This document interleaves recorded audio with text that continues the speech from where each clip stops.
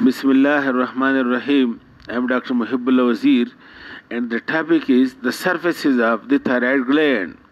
Look, the thyroid gland, I told you, consists of two lobes connected with one another by the isthmus, also having pyramidal lobe, and then posterior side it lies tubercle of Zuckerkandi. Now each lobe it have number one, look, the upper pole or narrow upper pole which is called as apex, and then the broad lower pole or base of the lobe, and then it consists of this outer or superficial surface, and then the inner or medial surface, and then this posterior surface.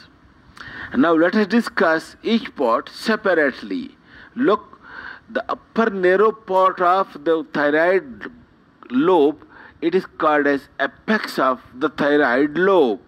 And note, the apex is being related, to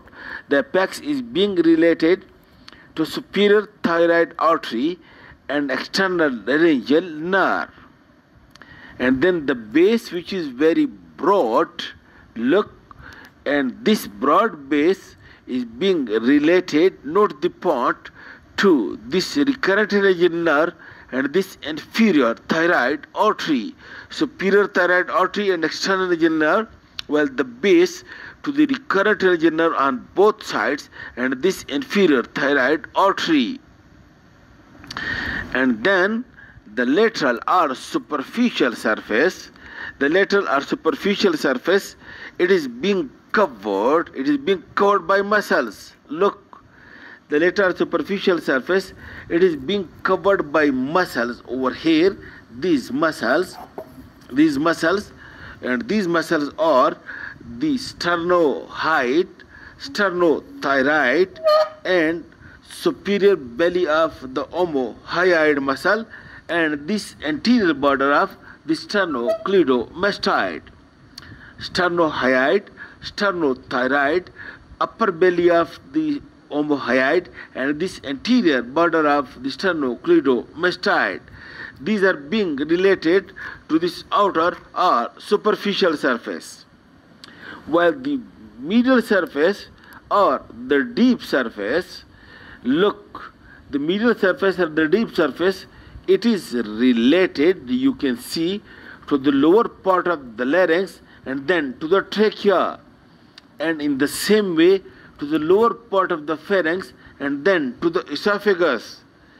And then you can see over here this cricothyroid muscle. Look, this cricothyroid muscle, and then also the inferior constrictor muscle of the pharynx.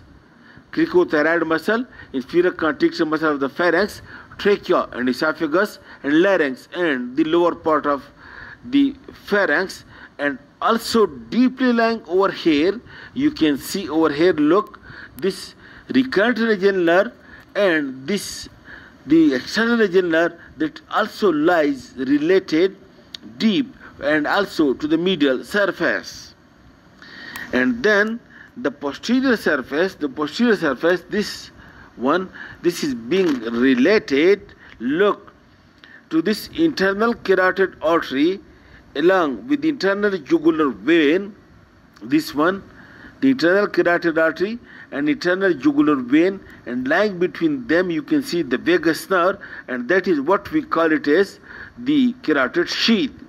So this posterior surface is overlapping on this carotid sheath, which contains the common and internal carotid artery, and then the internal jugular vein, and then the vagus nerve. Also lying in this posterior surface over here, embedded in this posterior surface over here, there are usually 4 small parathyroid glands also. Okay, and then the isthmus over here that connects the two lobes, it lies being connected to the second, third, and fourth tracheal rings, and it is being adherent to the tracheal rings. While the deep surface of the thyroid gland, you already know, it is being also attached by loose connective tissue ligament, which is called as ligament of Berry, to the tracheal rings.